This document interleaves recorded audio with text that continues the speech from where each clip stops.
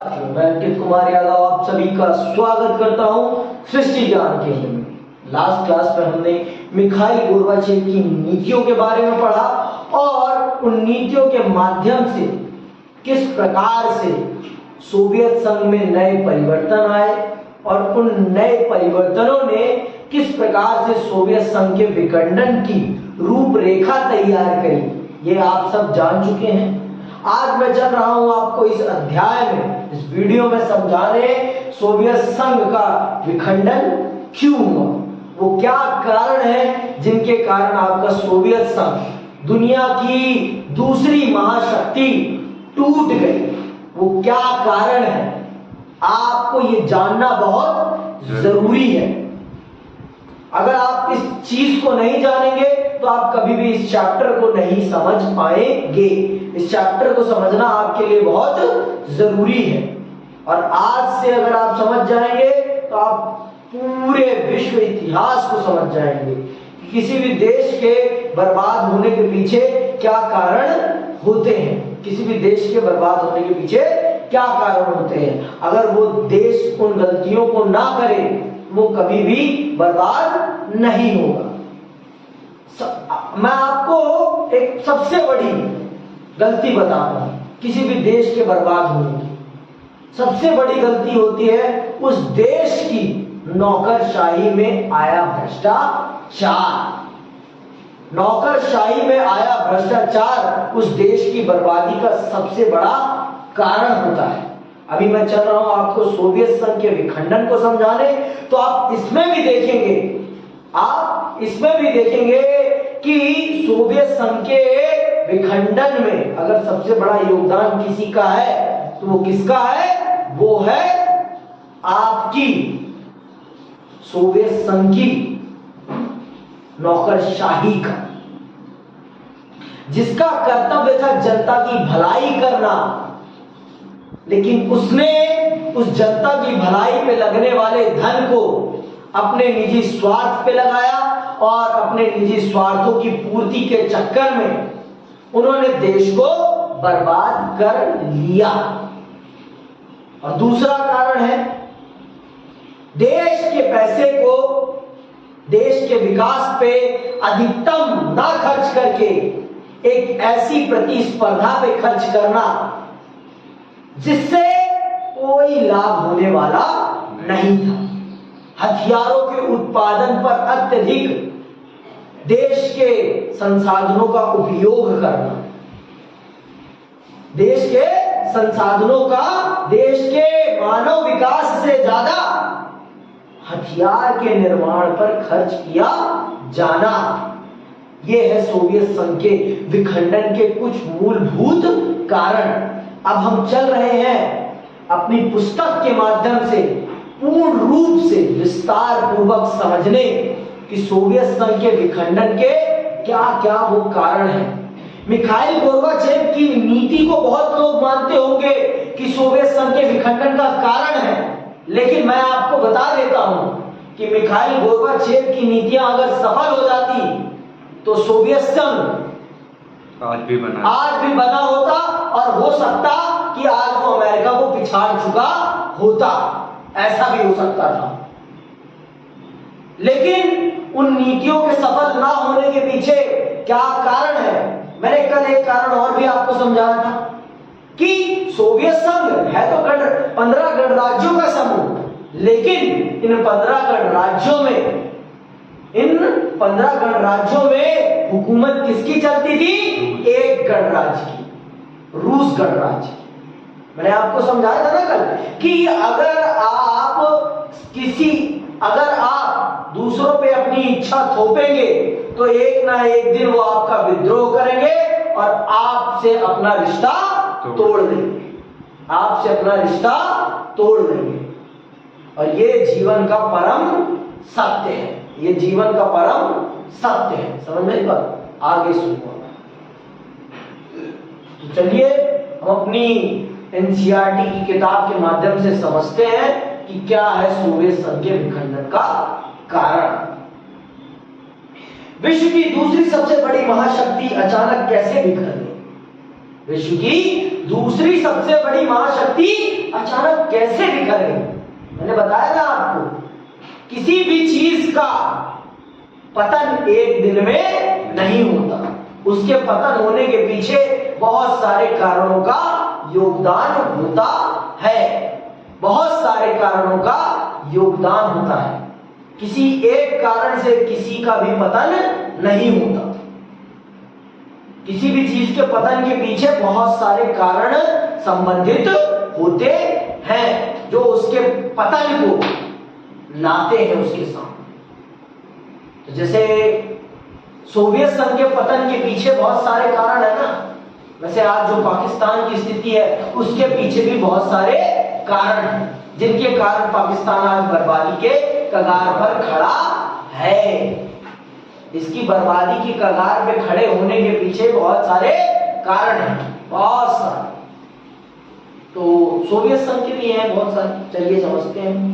सिर्फ सोवियत संघ और साम्यवाद के अंत को समझने के लिए ही यह सवाल पूछना जरूरी नहीं। यह सवाल किसी भी राजनीतिक व्यवस्था के पतन को समझने के लिए जरूरी है।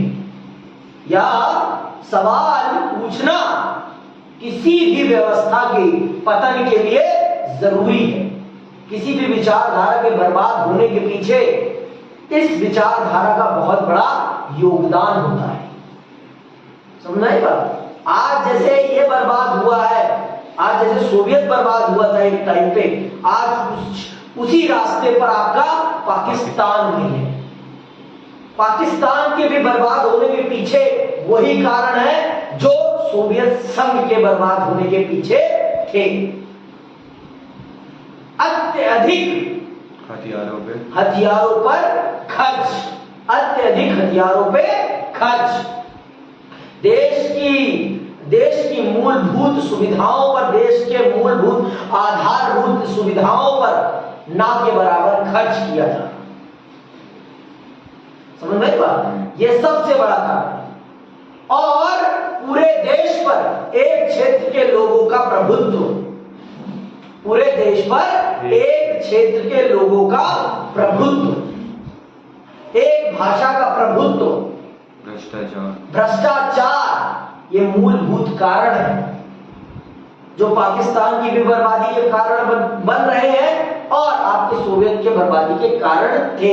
इसीलिए आपको समझना ये जरूरी है कि एक देश बर्बाद होता है तो किन परिस्थितियों में बर्बाद होता है।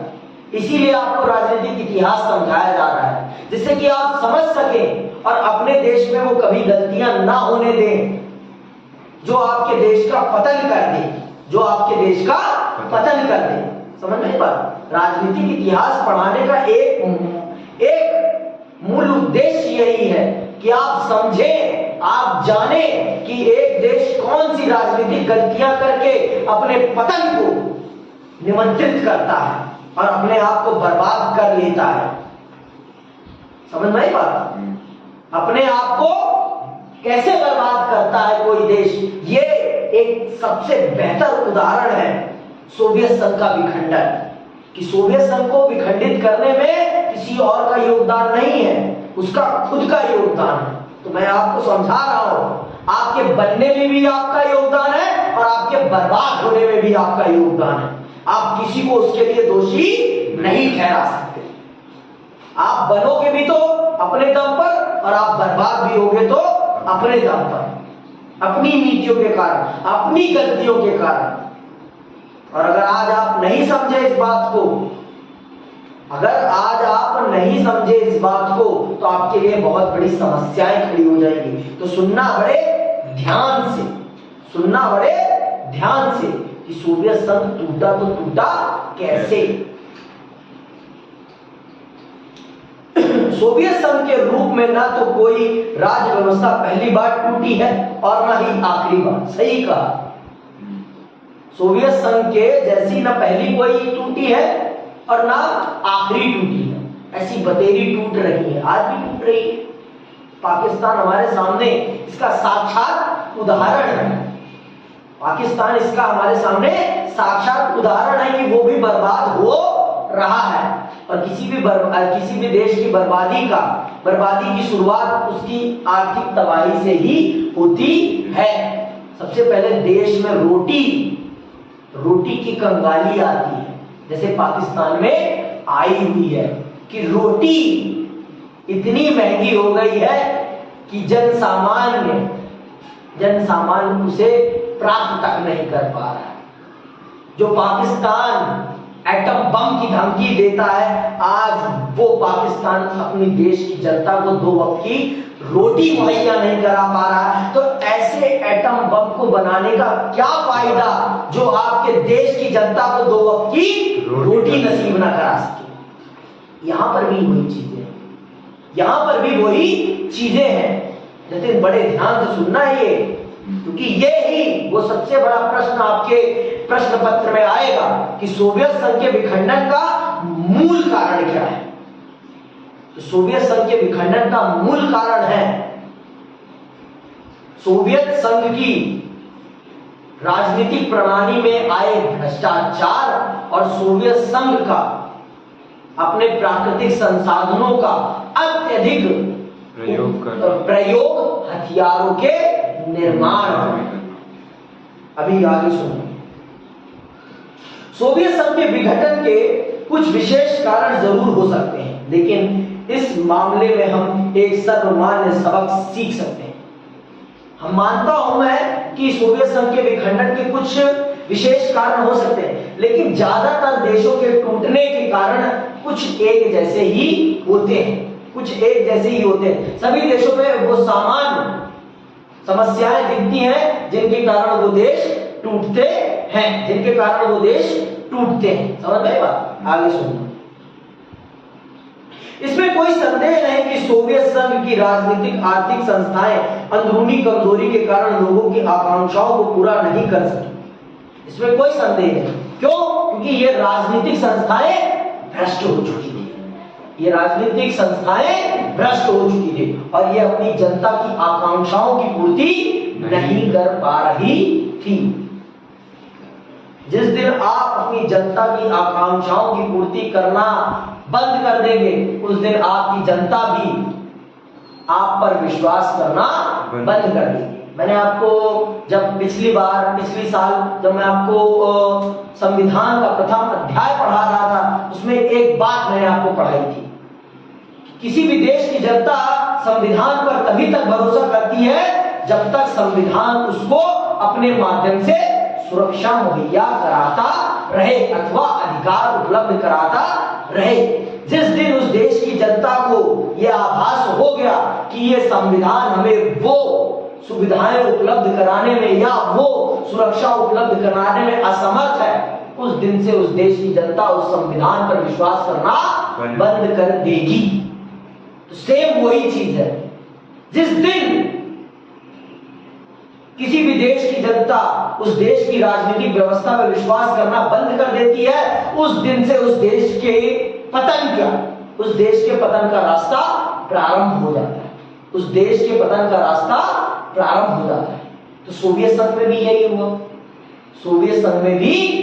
हुआ और पाकिस्तान में भी यही हो रहा है।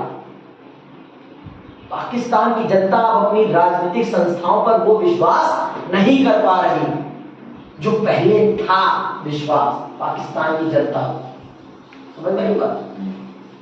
आप कहिए पाकिस्तान की हमारे देश में बहुत शांति सुख, सबको पता है कि आप कंगले हो चुके हैं। आपकी देश की जो सरकार है वो देश नहीं चला पा रही है, सबको दिख रहा है। एक के बाद एक गिरते जा रही है। एक के बाद वहां की न्यायपालिका पर वहां की पार्टियां हमला कर रही हैं। तो यहां पर भी सोवियत संघ में भी क्या था? सोवियत संघ की जो राजनीतिक प्रणाली थी, जो राजनीतिक संस्थाएं थी, वो जनता की जरूरतों को पूरा नहीं कर पा रहे। और जब जनता की जरूरतों को आप पूरा नहीं कर पा रहे हैं तो आपके होने का क्या फायदा? आपका निर्माण क्यों किया गया है? सरकार का निर्माण क्यों किया गया है? सरकार का निर्माण ही इसलिए किया गया है कि वो जनता की जरूरतों को पूरा कर सके।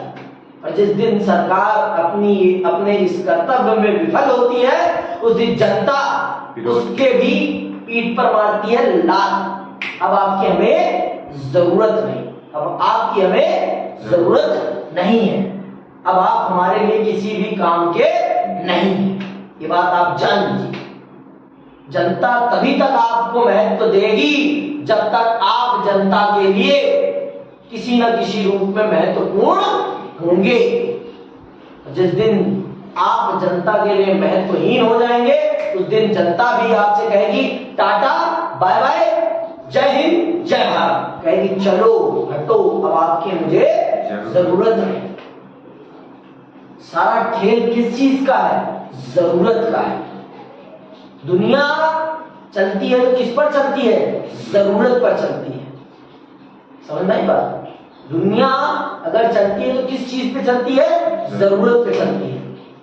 जब तक हमारा स्कूल से संबंध होता है, जब तक हमारी पढ़ाई स्कूल की होती है, तब तक हमारा स्कूल के साथ संबंध होता है। और जिस दिन स्कूल से हमारा प्रमाण पत्र मिल जाता है कि आपने स्कूल की परीक्षा पास कर ली है, उस दिन से हमारा स्कूल से संबंध टूट जाता। वो नहीं रह जाता जिस प्रकार से 12 साल रहता है प्रतिदिन का।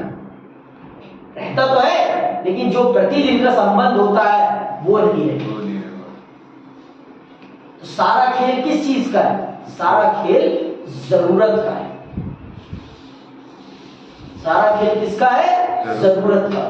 तो यहां भी सरकार जनता की जरूरतों को पूरा नहीं कर पा रही, अपनी अंदरूनी कमजोरी। और वो अंदरूनी कमजोरी क्या थी? भ्रष्टाचार। वो अंदरूनी कमजोरी क्या थी? भ्रष्टाचार। समझ में आई बात? आगे सुनो। यही सोवियत संघ के पतन का कारण रहा। कई सालों तक अर्थव्यवस्था गतिरोध रही, इससे उपभोक्ता वस्तुओं की बड़ी कमी हो गई और सोवियत संघ की आबादी का एक बड़ा हिस्सा अपनी राज्य व्यवस्था को शक की नजर से देखने लगा। उस पर खुले आम सवाल खड़े करने शुरू किए। जब जनता की जरूरतों का सामान देश की सरकार उपलब्ध नहीं करा पाई तो स्वाभाविक है देश की जनता को शक होगा ही होगा। देश की जनता को शक होगा ही होगा कि ये सरकार कुछ ना कुछ तो घपलेबाजी कर रही है हमारे साथ। ये कुछ ना कुछ तो हमारे साथ घपलेबाजी कर रही है और इसके घपलेबाजी का पता करना हमारा कर्तव्य है। और फिर जनता सवाल उठाना प्रारंभ कर देती है, जैसे आज पाकिस्तान में हो रहा है। पाकिस्तान की जनता आज पाकिस्तान की सरकार से सवाल पूछ रही है कि शहबाज शरीफ, मुझे उनका सही से नाम भी नहीं पता, शहबाज शरीफ है, नवाज शरीफ नहीं है, और वो भाई है उनके शहबाज शरीफ, पता है यही नाम है मेरे ख्याल से। तो शहबाज शरीफ से ये सवाल पूछ रही है कि हमारी 2 वक्त की रोटी कहां है शहबाज शरीफ। वही चीज सोवियत की जनता भी पूछ रही थी कम्युनिस्ट पार्टी की सरकार से कि कहां है हमारे 2 वक्त की रोटी की मेहनत का पैसा, कहां चला गया। और कम्युनिस्ट पार्टी ने उस पैसे का कहां प्रयोग कर डाला था? हथियार के निर्माण का, अपनी निजी स्वार्थों की पूर्ति के लिए, अपने निजी स्वार्थों की पूर्ति के लिए। समझ में बात? इसे ही कहते हैं भ्रष्टाचार। हमारे देश में भी होता है बहुत बड़े स्तर पर। बनना होता है 100 करोड़ का पुल, बनता है सिर्फ 5 करोड़ का पुल। 100 करोड़ का पुल जो बनना था वो 5 करोड़ में बन के तैयार हो जाता है और 95 करोड़ लोग हड़प जाते हैं। ये है हमारे देश की सच्चाई। और वो पुल जब गिरता है तो बहुत लोगों की जान ले लेता है। खट्टा मीठा मूवी अगर आपने देखी होगी अक्षय कुमार की, उसमें यही दिखाने का प्रयास किया गया है ना? देखी है? नहीं देखी, कोई बात नहीं, देखना। उसमें यही दिखाने का प्रयास किया गया है कि हमारे देश को अगर कुछ बर्बाद करेगा तो भ्रष्टाचार, और किसी भी देश को बर्बाद करता है तो भ्रष्टाचार। जिस प्रकार लकड़ी को खराब करता है दीमक, उसी प्रकार से एक देश को खराब करता है उस देश का भ्रष्टाचार। उस देश का भ्रष्टाचार। लाभ कमाना अलग चीज है और भ्रष्टाचार करना अलग चीज है। अंतर करना आपको आना चाहिए, इनमें अंतर करना आपको आना चाहिए। समझ नहीं बात? लाभ कमाना अलग चीज है और भ्रष्टाचार करना अलग चीज है। यह आपको पता होना चाहिए, इनमें आपको अंतर करना आना चाहिए। समझ नहीं बात? आगे सुनो। यह व्यवस्था इतनी कमजोर कैसे हुई? जो इतनी दूसरी महाशक्ति थी, वो दूसरी महाशक्ति इतनी कमजोर कैसे हो गई कि वो अपनी जनता की मूलभूत जरूरतों को भी पूरा नहीं कर पा रही थी? इतनी कमजोर कैसे हुई? मैंने बताया ना, इतनी कमजोर कैसे हुई? हथियारों के निर्माण में लगी। हथियारों के निर्माण और अपनी निजी स्वार्थों की पूर्ति के चक्कर में कम्युनिस्ट पार्टी के नेताओं ने देश के पैसे को अपनी अय्याशी में उड़ा डाला और जनता को झूठा दिलासा देते रहे कि हम तो पश्चिमी सभ्यता से आगे हैं, हम तो पश्चिम से आगे चल रहे हैं, पश्चिम तो हमारे पीछे पीछे चल रहा है, पश्चिम तो हमारे पीछे पीछे चल रहा है, हम तो उससे बहुत आगे हैं, कोसों आगे हैं। आगे सुनना ध्यान से। यह व्यवस्था इतनी कमजोर कैसे हुई और अर्थव्यवस्था में गतिरोध क्यों आया? अर्थव्यवस्था कैसे रुक गई? जो देश सुई से लेकर कार तक बना रहा था अपने ही घर में, वो उस देश की अर्थव्यवस्था ऐसे कैसे रुक गई? ऐसे कैसे रुक गई? ये बहुत सोचने वाला प्रश्न है। क्यों रुक गई भाई? कभी सोचा है? चलो मैं बताता हूं क्यों रुक गई। मैंने बताया ना, वहां पर चीजें तो हर प्रकार की बन रही थी, लेकिन उसमें वो गुणवत्ता नहीं थी जो पश्चिम के उत्पादों की मुकाबला कर सके। भैया जब आप सामान तो बना रहे हो लेकिन मार्केट में आपका सामान बिकेगा ही नहीं, तो आपकी कमाई कैसे होगी? तो कमाई होना बंद हो गया। जब आपका सामान ही नहीं बिकेगा तो आप और फैक्ट्री में नया सामान बनाओगे? तो ऐसे रुक गए, ऐसे रुक गए। आई बात समझ? इनकी फैक्ट्रियों के रुकने का सबसे बड़ा कारण यही था कि इनकी फैक्ट्रियों में जो उत्पाद बन रहा था वो पश्चिम की गुणवत्ता में जीरो थे। पश्चिम की गुणवत्ता के मुकाबले में अगर हम उनका मापन करते, मापदंड पर, पश्चिम की गुणवत्ता के मापदंड पर उनका आकलन करते, तो वो पश्चिम के मापदंड पे जीरो निकलते, जीरो नहीं।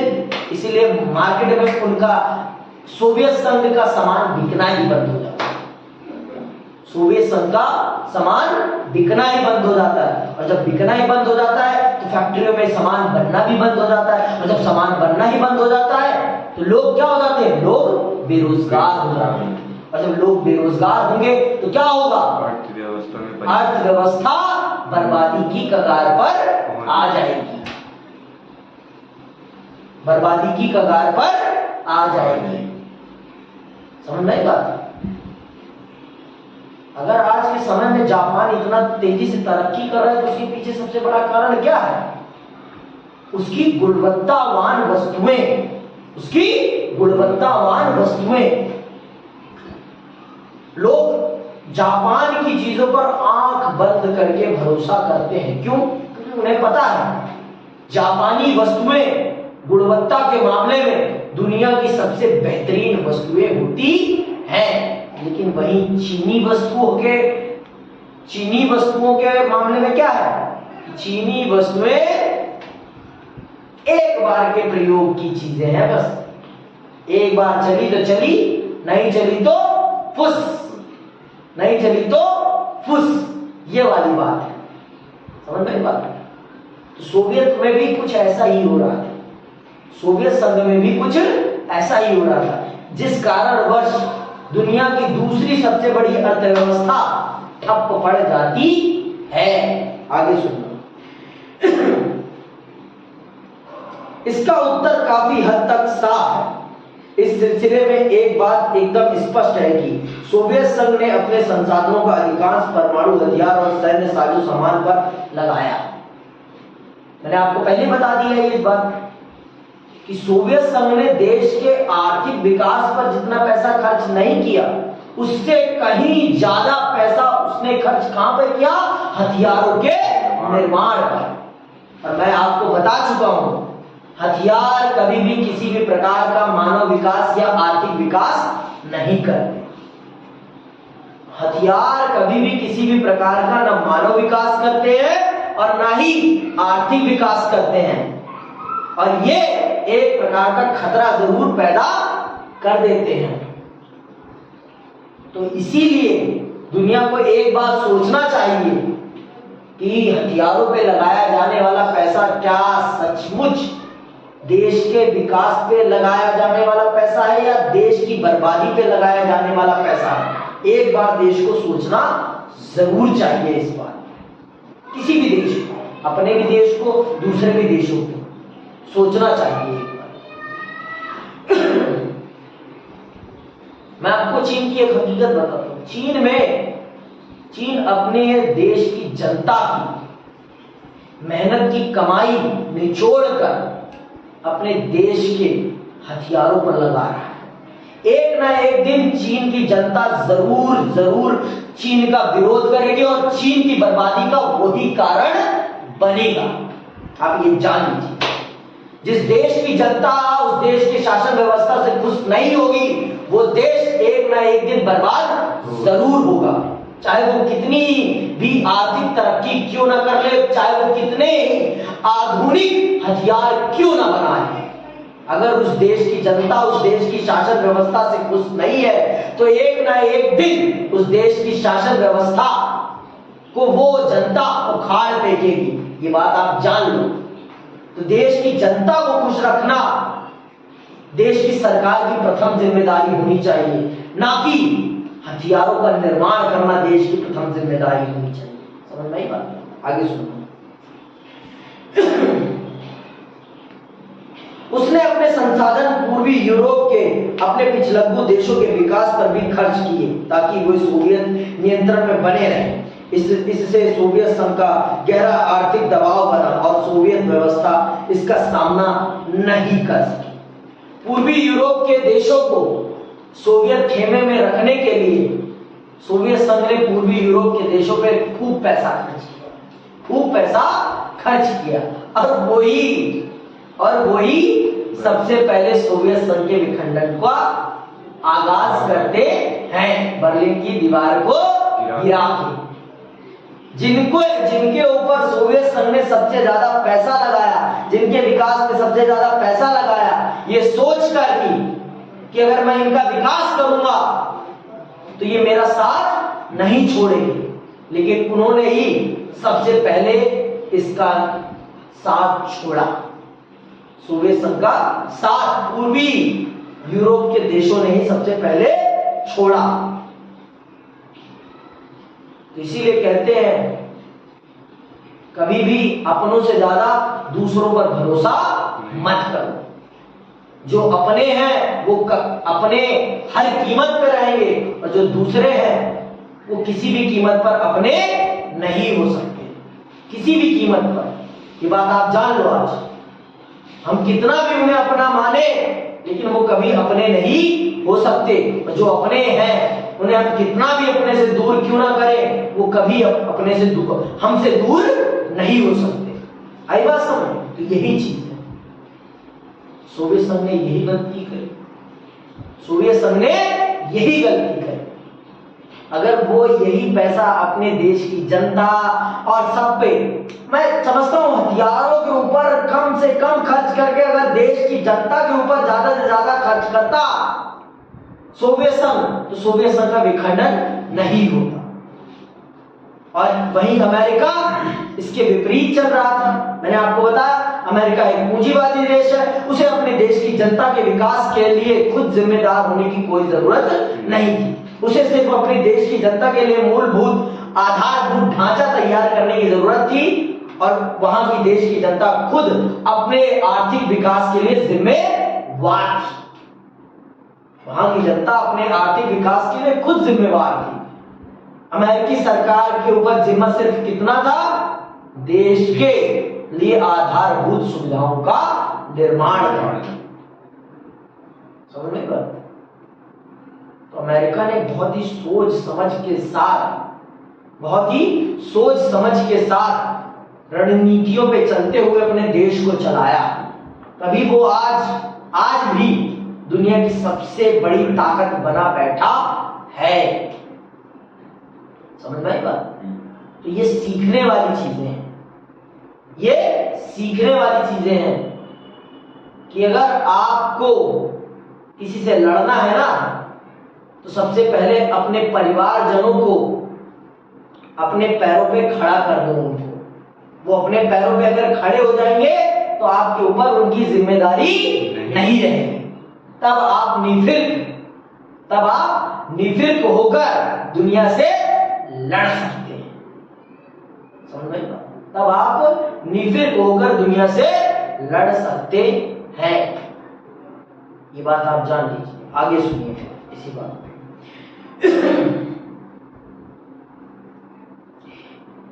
इससे सोवियत संघ का पर गहरा आर्थिक दबाव बना और सोवियत व्यवस्था इसका सामना नहीं कर सकी। इसी के साथ एक और बात हुई। पश्चिमी मुल्कों की तरक्की के बारे में सोवियत संघ के आम लोगों की जानकारी बढ़ी।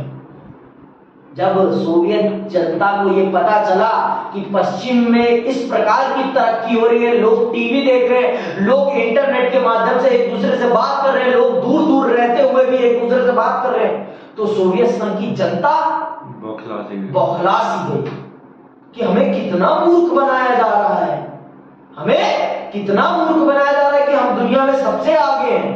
लेकिन वही एक दीवार के उधर देखो तो दुनिया तरक्की की एक नई मिसाल तय कर रही है, तरक्की की एक नई मिसाल लिख रही है।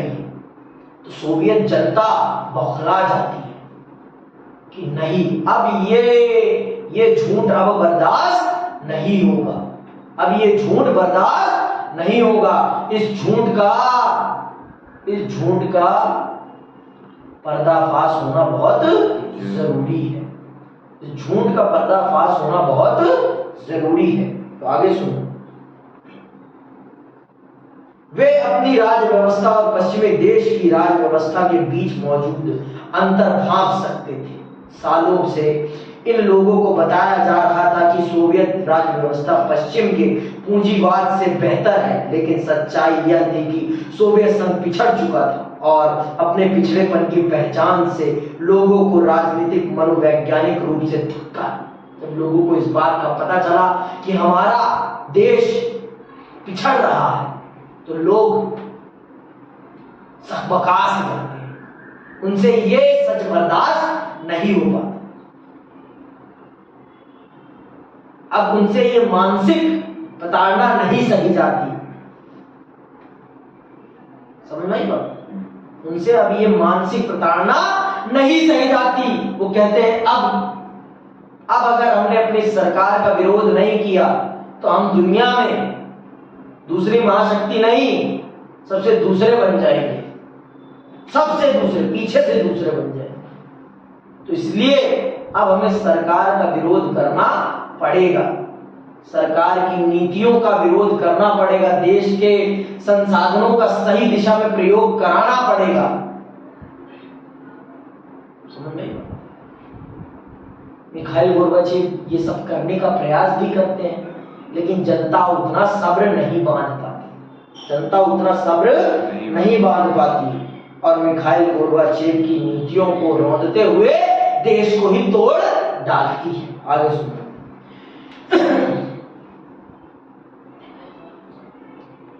सोवियत संघ प्रशासनिक और राजनीतिक रूप से गतिरोध हो चुका था। सोवियत संघ पर कम्युनिस्ट पार्टी ने 70 साल तक शासन किया और यह पार्टी अब जनता के प्रति जवाबदेह नहीं रह गई। मतलब सोवियत कम्युनिस्ट पार्टी को जनता कितना भी विरोध करे, जनता अगर किसी चीज को बोले कि ये नहीं होना चाहिए, तो सोवियत कम्युनिस्ट पार्टी वो चीज जरूर करती और जनता को बोलने पर टेप लगा देती कि अगर बोला तो सीधे सिर में गोली, सीधे गोली, केहू ना बोली, सीधे गोली करना।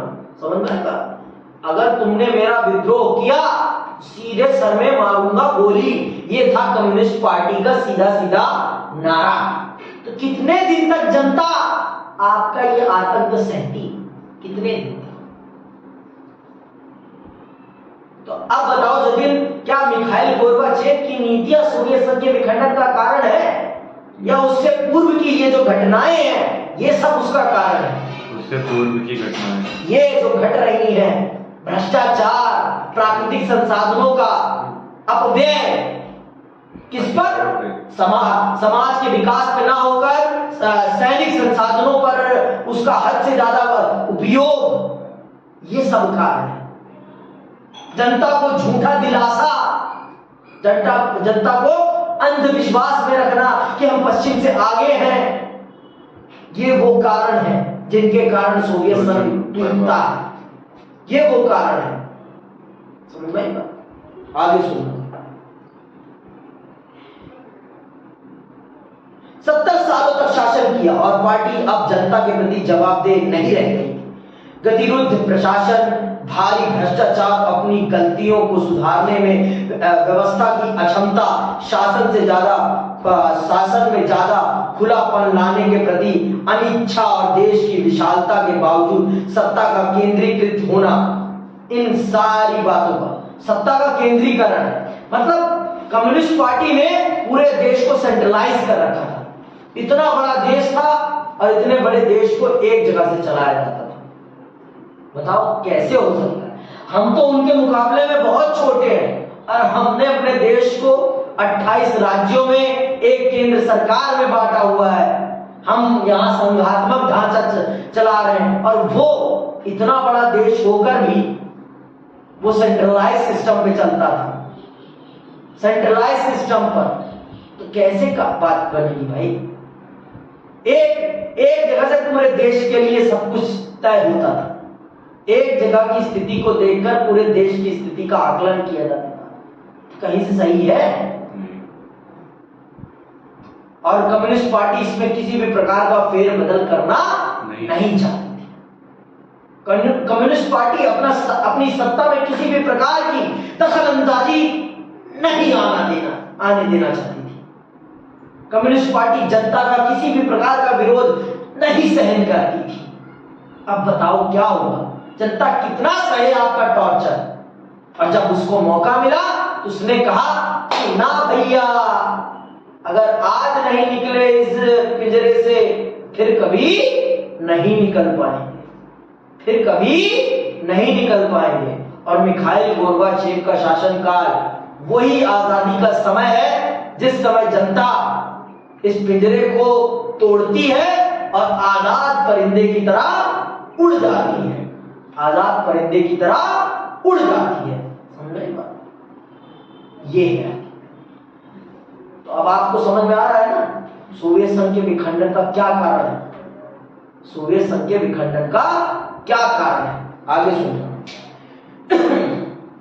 इन सारी बातों के कारण आम जनता अलग थलग पड़ गई।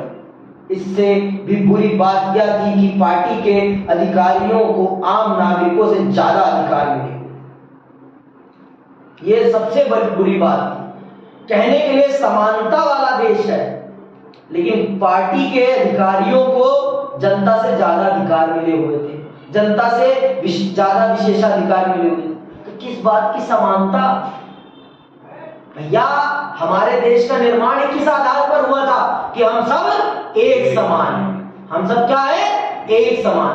हम सब में किसी भी प्रकार का कोई भी भेदभाव नहीं है। लेकिन यहाँ जो कम्युनिस्ट पार्टी के मेंबर थे उनमें और हम में अंतर था। उनके पास विशेषाधिकार थे, हमारे पास किसी भी प्रकार के अधिकार नहीं थे। तो ये तो सोवियत संघ के उद्देश्यों के खिलाफ ही था भाई। सोवियत संघ क्या था? सोवियत संघ तो एक समानता मूलक राष्ट्र था, समानता मूलक राष्ट्र था ना, समानता के सिद्धांत पे बना था। लेकिन यहां समानता तो है ही नहीं। कम्युनिस्ट पार्टी के नेताओं और कार्यकर्ताओं के पास विशेषाधिकार और आम जनता के पास किसी भी प्रकार का अधिकार नहीं। ये तो देश की नींव के खिलाफ था, ये तो देश के नींव के खिलाफ था। तो देश का टूटना तो स्वाभाविक ही था, क्योंकि जड़ सड़ गई थी, क्योंकि जड़ सड़ गई थी ना।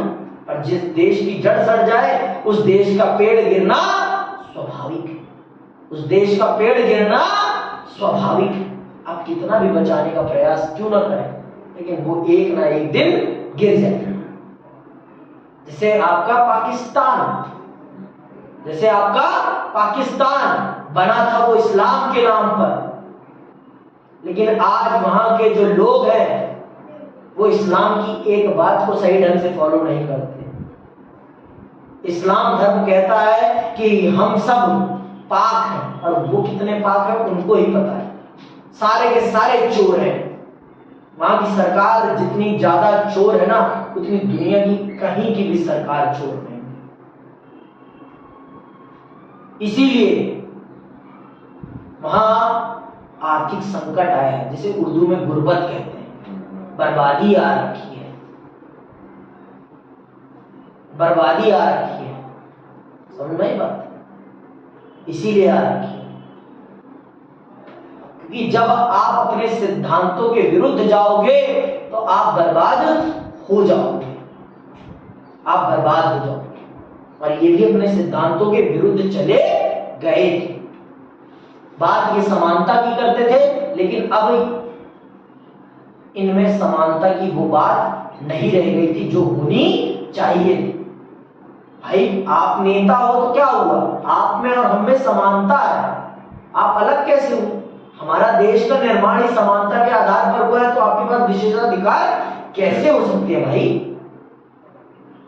समझ में बात? जब जनता को इन सब चीजों का पता चला, जनता छिन्न भिन्न हो गई, छिन्न भिन्न हो गई कि अब बर्दाश्त नहीं होगा, ये अब ये प्रताड़ना बर्दाश्त नहीं होगी, अब तो कुछ करना पड़ेगा, अब तो कुछ करना, अब तो कुछ करना पड़ेगा, नहीं तो हमारे बच्चों की, हमारी जिंदगी बर्बाद हो जाएगी। इसीलिए वो फिर जब मिखाइल गोर्बाचेव के शासनकाल में उन्हें मौका मिलता है तो वो कहते हैं अब तो उड़ जा पंछी, अगर अब भी रुक गया तो फिर जिंदगी को बर्बाद होने से कोई रोक नहीं पाए। आगे सुनो। लोग अपने को राज व्यवस्था और शासकों से जोड़कर नहीं देख पा रहे और सरकार का जनाधार खिसकता चल गया। और जिस देश की सरकार से जनता का विश्वास उठ जाता है, उस देश की सरकार का गिरना स्वाभाविक हो जाता है। जैसे आज के टाइम में पाकिस्तान की सरकार कब गिर जाए कोई पता नहीं है। क्यों? क्योंकि जनता अब उस पर विश्वास नहीं करती। शहबाज शरीफ की सरकार पर जनता विश्वास नहीं करती, और शहबाज शरीफ को कब उठा दिया जाए, कब मार दिया जाए, कोई पता नहीं। अभी इमरान खान को उठा रखा है ना उन्होंने, न्यूज आ रही होगी, सुना होगा। तो जिस प्रकार से पाकिस्तान के हालात चल रहे हैं ना, डिट्टो सोवियत वाले हाल है उनके भी, डिट्टो डिट्टो डिट्टो फुल एक ही जैसे हाल। वो भी टूटे थे, ये भी टूटे, पक्का है। आगे सुनो। मिखाइल गोर्बाचेव के सुधारों में इन दोनों समस्याओं का समाधान का वादा था। मिखाइल गोर्बाचेव इन सभी समस्याओं का समाधान लेकर आए थे अपनी नीतियों में। लेकिन मैंने कहा ना, अब जनता में उतना सब्र नहीं रह गया था, अब जनता में उतना सब्र का भाव नहीं रह गया था कि वो मिखाइल गोर्बाचेव की नीतियों को इम्प्लीमेंट होता हुआ देखे और उसका फल आने का सब्र कर सके, उसका रिजल्ट आने का इंतजार कर सके। अब जनता में उतना सब्र बाकी नहीं रह गया था।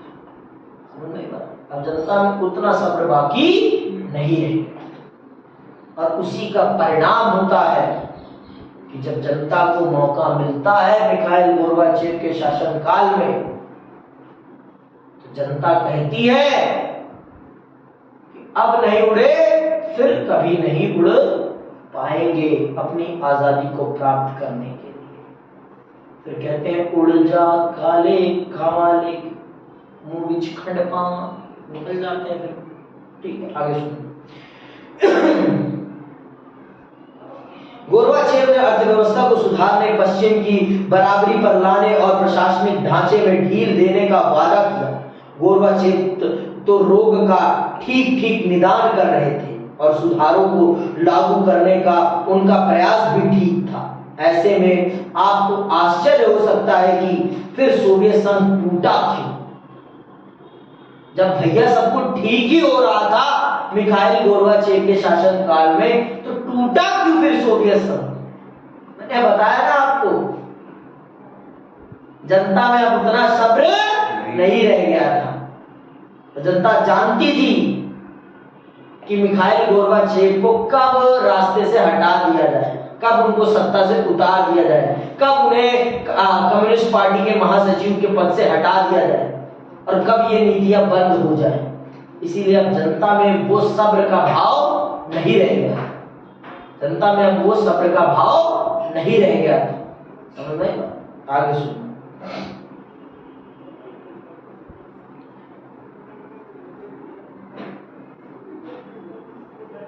इस बिंदु पर आकर उत्तर ज्यादा विवादित हो जाते हैं। इस स्थिति को हमें आगे के इतिहासकार शायद ज्यादा बेहतर ढंग से समझा, लेकिन मैं आपको समझा रहा हूं कि जनता में अब सब्र का भाव नहीं रह गया था, जनता अब सब्र नहीं कर सकती थी। अब गुर्बत इतनी ज्यादा बढ़ गई थी कि जनता उस गुर्बत को, उस अत्याचार को बर्दाश्त करती तो फिर वो जनता नहीं रह जाती, वो जनता नहीं रह जाती, वो दास बन जाती। तो जनता अपने आप को दास नहीं बनाना चाहती थी, इसलिए जनता ने फिर कहा कि भैया अब विद्रोह होना चाहिए और इस चीज का समाधान होना ही चाहिए। आगे सुनो। सबसे सटीक उत्तर तो यह जान पड़ता है कि जब गोर्बाचेव ने सुधारों को लागू किया और व्यवस्था में ढील दी तो लोगों की आकांक्षाओं, अपेक्षाओं का ऐसा ज्वार उमड़ा जिसका अनुमान शायद ही कोई लगा सकता था। तो मिखाइल गोर्बाचेव ने इस प्रकार की ढील दी तो जनता की अपेक्षाएं हद से ज्यादा बढ़ गई थी और उन अपेक्षाओं का भार उठा पाना आसान नहीं था। और मैंने बताया जनता बेसब्र हो चुकी थी, जनता बेसब्र हो चुकी थी, जनता में अब वो सब्र नहीं रह गया था जो सब्र चाहिए था इस चीज को इंप्लीमेंट होने के लिए।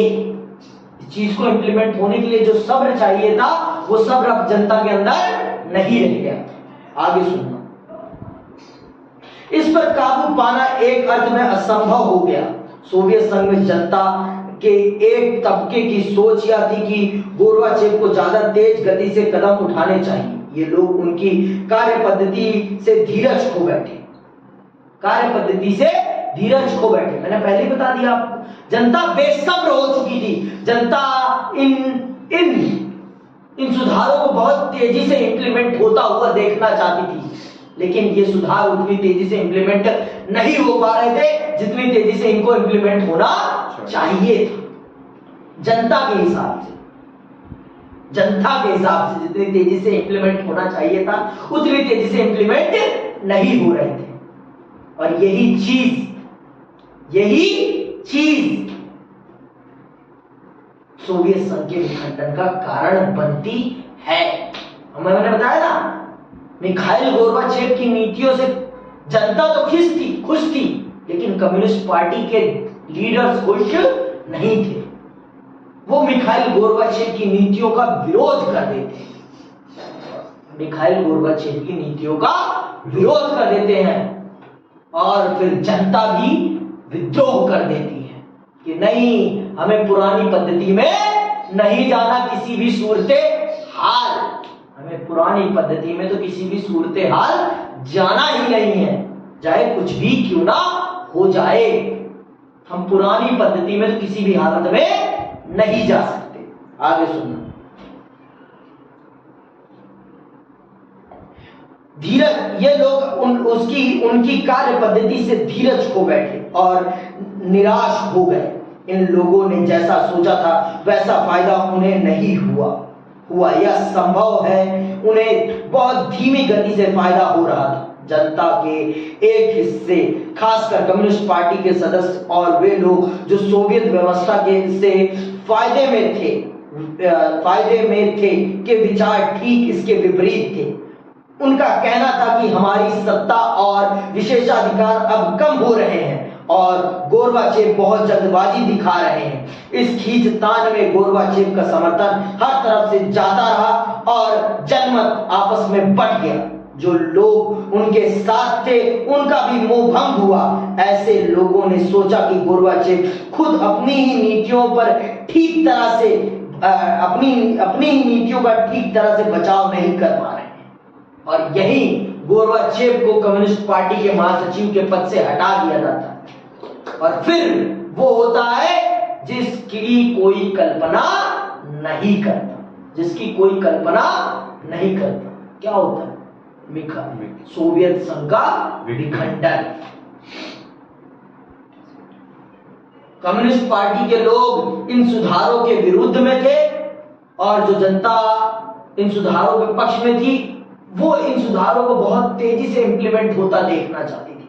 इन सुधारों को बहुत तेजी से इंप्लीमेंट होता देखना चाहती थी, लेकिन ये सुधार उतनी तेजी से इंप्लीमेंट नहीं हो रहे थे जितनी तेजी से इनको इंप्लीमेंट होना चाहिए जनता के हिसाब से।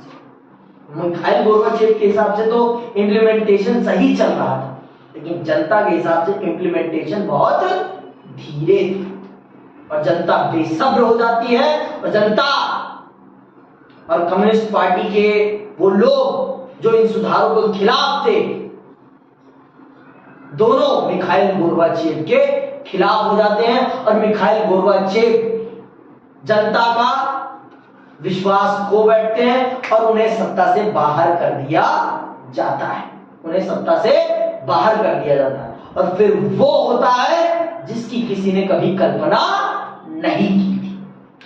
इन सारी बातों के बावजूद संभवतः सोवियत संघ का विघटन ना होता, लेकिन एक घटना ने, इन सब चीजों के हो जाने के बावजूद भी सोवियत संघ का विघटन नहीं होता, लेकिन उस घटना ने सोवियत संघ के विघटन को किया। वो कौन सी घटना है? ध्यान से सुनना, अंडरलाइन कर रहे थे इसको।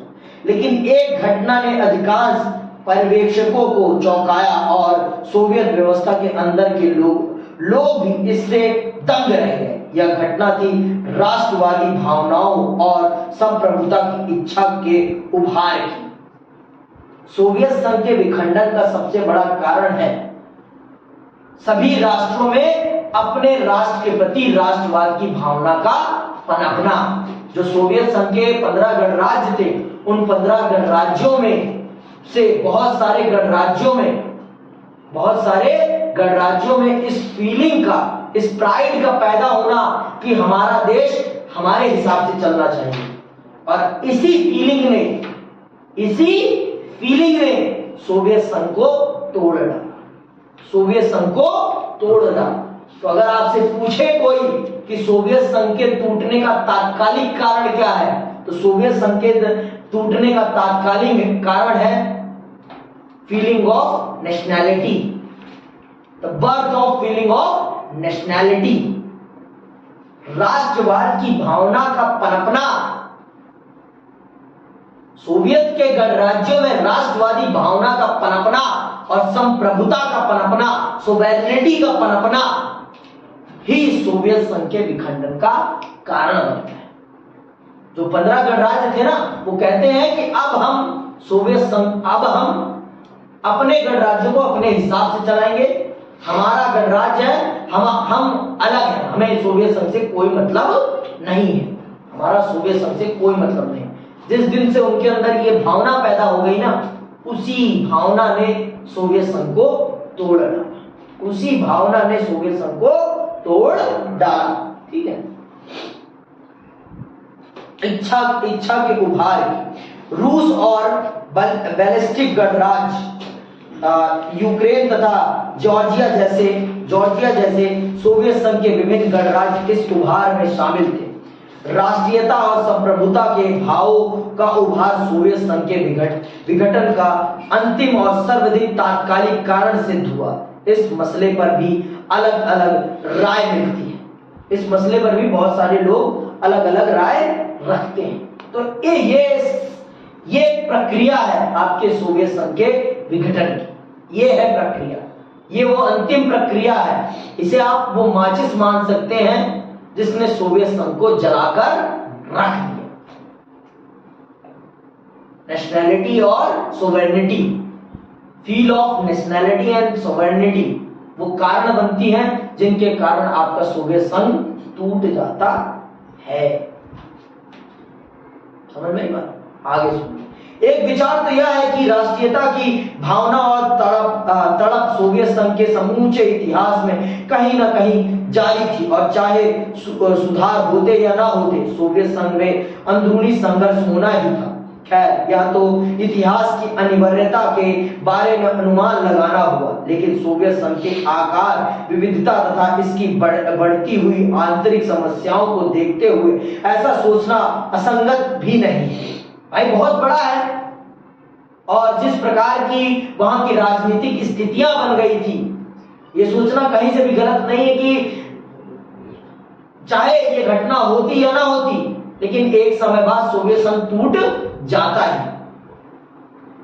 ये कल्पना करना गलत भी नहीं, क्योंकि बहुत सी ऐसी चीजें हो गई थी सोवियत संघ में जो सोवियत संघ के विखंडन की तरफ सोवियत संघ को ले जा रही थी।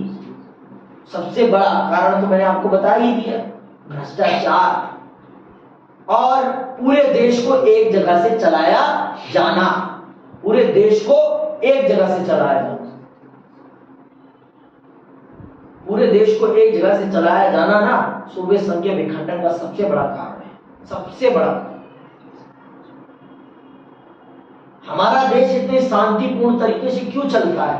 क्योंकि हमने हर क्षेत्र की इच्छाओं की पूर्ति को ध्यान में रखते हुए हर राज्य की एक सरकार बना रखी है जो उनकी इच्छाओं की पूर्ति करेगी। समझ में आई बात? एक पूरे देश के लिए है तो एक विशेष राज्यों के लिए है, उनकी जरूरतों को पूरा करने के, उनकी सांस्कृतिक देख रेख करने के लिए। इसीलिए पर और देशों पर पाकिस्तान ऐसा नहीं करता। पाकिस्तान ऐसा नहीं करता। पाकिस्तान ने पूरे देश पर एक भाषा थोप दी है, हमने ऐसा नहीं किया। हमने भी अगर ऐसा किया होता तो हमारे देश का भी विखंडन हो सकता था, लेकिन भगवान की कृपा है हम पर कि हमने, हमारे देश के निर्माता बहुत दूरदर्शी थे, पाकिस्तान के जैसे अंधविश्वासी नहीं थे कि अंधविश्वास के दम पर देश बनाओ और देश चल जाएगा, अल्लाह चला देंगे। अल्लाह भी कहते हैं मेहनत करो बेटा तब देश चलेगा, मेरे बल पे नहीं चलेगा। हर खुदा, हर ईश्वर यही कहता है कि आपके कर्म ही आपके लिए सब कुछ करेंगे, हम कुछ नहीं करेंगे आपके लिए। आप जैसा कर्म करेंगे वैसा ही आपको परिणाम मिलेगा।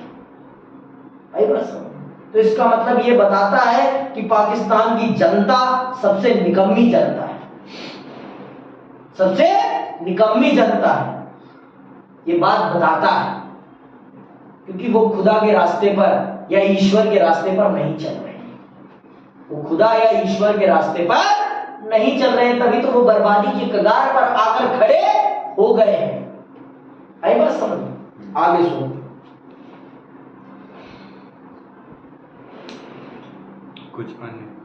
कुछ अन्य लोग सोचते हैं कि गोर्बाचेव के सुधारों ने राष्ट्रवादियों के असंतोष को इस सीमा तक भड़काया कि उस पर शासकों का नियंत्रण नहीं रहा।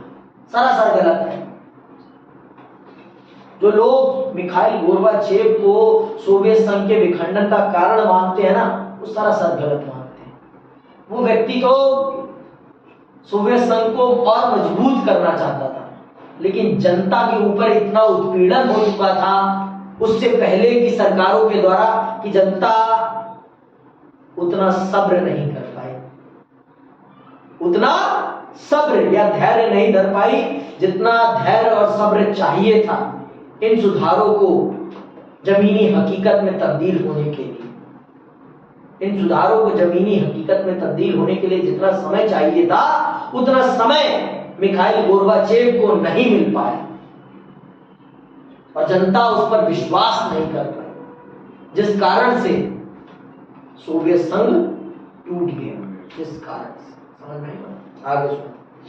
अंतिम विडंबना यह है कि शीत युद्ध के दौरान बहुत से लोग सोचते थे कि सोवियत संघ के मध्य एशियाई गणराज्यों में राष्ट्रवादी आकांक्षाओं का उभार सबसे दमदार होगा, क्योंकि ये गणराज्य रूस से धार्मिक और नस्ली लिहाज से अलग और आर्थिक रूप से पिछड़े हुए थे। लेकिन हुआ यह कि सोवियत संघ के प्रति राष्ट्रवादी असंतोष यूरोप और अपेक्षाकृत समृद्ध गणराज्यों रूस, यूक्रेन, जॉर्जिया और बैलिस्टिक क्षेत्र में सबसे प्रबल नजर आया। यहाँ के आम लोग अपने को मध्य एशियाई गणराज्यों के लोगों से अलग थलग महसूस कर रहे थे। इनका आपस में भी अलगाव था। इन गणराज्यों के लोगों में यह भाव घर कर गया कि ज्यादा पिछड़े इलाकों को सोवियत संघ में शामिल रखने की उन्हें भारी कीमत चुकानी पड़ रही है।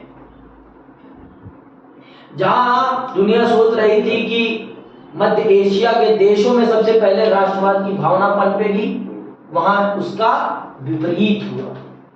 राष्ट्रवाद की भावना वहां पनपी जहां पर सोवियत संघ ने सबसे ज्यादा विकास किया था। जहां पर सोवियत संघ ने सबसे ज्यादा विकास किया था और सोचा था कि ये तो कभी मुझसे दूर होंगे ही। मैंने बताया ना कि आप अपनों पर ज्यादा भरोसा करेंगे तो ज्यादा आगे जाएंगे, और दूसरों पे भरोसा करेंगे तो गिरने का कहीं ना कहीं तो चांस ही है। तो आज के लिए बस इतना ही। जय हिंद, जय भारत।